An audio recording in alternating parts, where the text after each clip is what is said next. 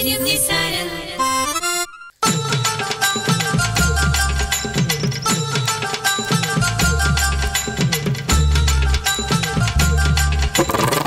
ചായ ചായ.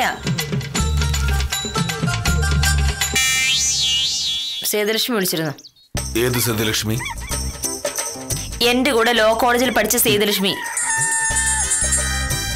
അവളുടെ ഇളയനത്തിയുടെ കല്യാണം ഇന്നലെയായിരുന്നു. സേതുലക്ഷ്മിയോട് ഒന്ന് കല്യാണം വിളിച്ചപ്പോ മോഹനയുടെ പറഞ്ഞെന്താന്ന് ഓർമ്മയുണ്ടോ? ഞാനും ഭാമയും കൂടി ഉറപ്പായിട്ടും വരുമെന്ന്. പക്ഷെ സമയം മോഹനയുടെ കാല് മാറി. ഇന്നലെ കല്യാണത്തിന് എല്ലാത്തിന്റെ പരിഭവം പറയാനാ സേതുലക്ഷ്മി വിളിച്ചത്. മനഃപൂർവ്വം കല്യാണത്തിന് പോകാതിരുന്നല്ലോ. ഇന്നലെ ആദിയുടെ ആഫീസിൽ ഒഴിവാക്കാൻ പറ്റാത്ത ഒരു യോഗമുണ്ടായിരുന്നു.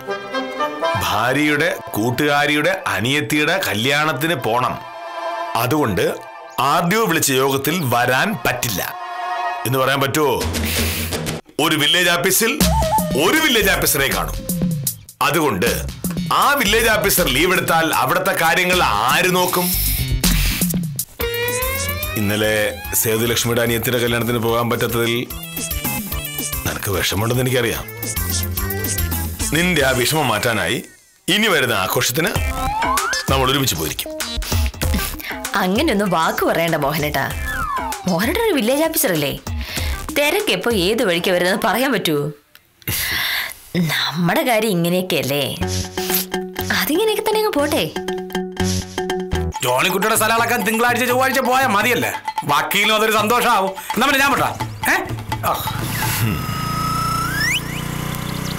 ഭഗവാനെ. എന്നാലും അത് മോശമായിപ്പോയി ശശിപാലൻ ചേട്ടാ. ഭാര്യയെ പറ്റിക്കാന്ന് വെച്ചാൽ കഷ്ടമല്ലേ? ഇങ്ങനെയുള്ള ആണുങ്ങളെ എങ്ങനെ വിശ്വസിക്കും? പ്രൊഫസറിന് അത് പറയാം. ഇക്കാലത്ത് ഒരു കല്യാണത്തിന് പോവാന്ന് വെച്ചാൽ എന്ത് ചെലവാ? എന്നെ പോലുള്ള സാധാരണക്കാരന് അതൊന്നും താങ്ങാൻ പറ്റില്ല. ഒരു 10 പൈസ ആ വകയിൽ നമുക്ക് കിട്ടില്ല എന്ന് പറഞ്ഞ ആളുകൾ വിശ്വസിക്കുമോ?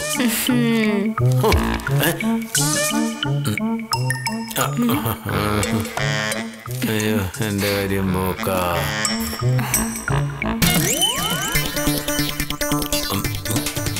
സാർ അവിടെ എന്താ സംസാരിച്ചോണ്ടിരുന്നേ? ഒന്നുമില്ല സാർ, കൈക്കൂലി വാങ്ങാൻ വേണ്ടി പറഞ്ഞതല്ലേ സാർ. ഓരോന്ന് പറഞ്ഞു പറഞ്ഞു വന്നപ്പോ. അതിന് മുമ്പ് പറഞ്ഞത്? അതെന്താ സാർ? ഏതോ കല്യാണത്തിന് പോകാനുണ്ടായിരുന്നു, അത് ശിശുപാലൻ ഒഴിവാക്കിയ കാര്യം പറഞ്ഞല്ലോ. ഓ അത് എന്റെ സാറ്, ഇക്കാലത്ത് ഒരു കല്യാണത്തിന് പോവാന്ന് പറഞ്ഞാൽ ചില്ലറ ചെലവാണോ? അതൊഴിവാക്കാൻ കെട്ടിയോളോട് ഒരു കള്ളം പറഞ്ഞതാ സാർ. എന്ത് കള്ളം? അതെന്തോ ആയിക്കോട്ടെ. ഞാനിപ്പോ അതുപോലൊരു പ്രശ്നത്തിൽ പെട്ടിരിക്കുക. കോഴിക്കോട് ഒരു വീടിന്റെ പാല് കാച്ചു അടുത്ത ഞായറാഴ്ച. എങ്ങനെയെങ്കിലും അതൊന്ന് ഒഴിവാക്കണം. സാറ് വൈകിട്ട് വീട്ടിൽ ചെല്ലുമ്പോ ഞാൻ സാറിനെ ഫോണിൽ വിളിക്കും. കളക്ടറുടെ ഓഫീസിൽ നിന്നാണെന്ന് പറയും. ബാക്കി വക്കീൽ കേക്ക് സാറ് വായി തോന്നുന്നതൊക്കെ പറയണം. ആ ഫോൺ കാളിൽ വക്കീലെല്ലാം വിശ്വസിക്കണം.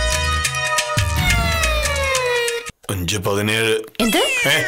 അല്ല, സമയം 5:17 എന്ന് പറയുകയായിരുന്നു. അതിനെന്താ? അല്ല, അതിലൊന്നുമില്ല. ഈ ചായ തിളയ്ക്കുമ്പോഴേക്കും 5:20 ആകുമോ എന്ന് ഞാൻ ആലോചിക്കായിരുന്നു. ഇതെന്തൊക്കെ ഈ പറയുന്നത്? ഒന്നുമില്ല, നീ ചായയിൽ ശ്രദ്ധിക്കൂ ഭാമേ. ഫോണല്ല, അത് കോളിംബല്ല. അതാരാണ് നോക്കി മോനട്ടെ? നീ നോക്കിയാ മതി. പാലുകാച്ചിന് പോകുന്ന കാര്യം ഭാമ പറഞ്ഞു കഴിഞ്ഞാൽ സമ്മതിക്കല്ലാതെ വേറെ വഴിയില്ല. വരുന്നുണ്ട്, ഇനി ഒരൊറ്റ വഴിയുള്ളൂ. ഹലോ, അതെ മോഹനേഷനാണ്. നമസ്കാരം സാർ. ഞാനിപ്പോ വീട്ടിലേക്ക് വന്നതേ ഉള്ളൂ. തഹസിൽദാരാ? അതെയോ? ഓ കുഴപ്പമില്ല സാർ. ആരാ വന്നത്? ടെലിഫോൺ ഡിപ്പാർട്ട്മെന്റിൽ നിന്ന്. ഈ ഫോൺ നന്നാക്കാൻ വന്നതാ. ഈ ഫോൺ എന്ത് പറ്റി? ഞാനിപ്പോ സംസാരിച്ചില്ലുള്ളൂ. ഇന്നലെ വൈകിട്ട് മുതൽ അത് കേടാ. രാവിലെ ഞാൻ എന്റെ മൊബൈലിൽ നിന്ന് വിളിച്ച് കംപ്ലൈന്റ് പറഞ്ഞിരുന്നു. നന്നാക്കാൻ ആള് വന്നു ഇപ്പോഴാ.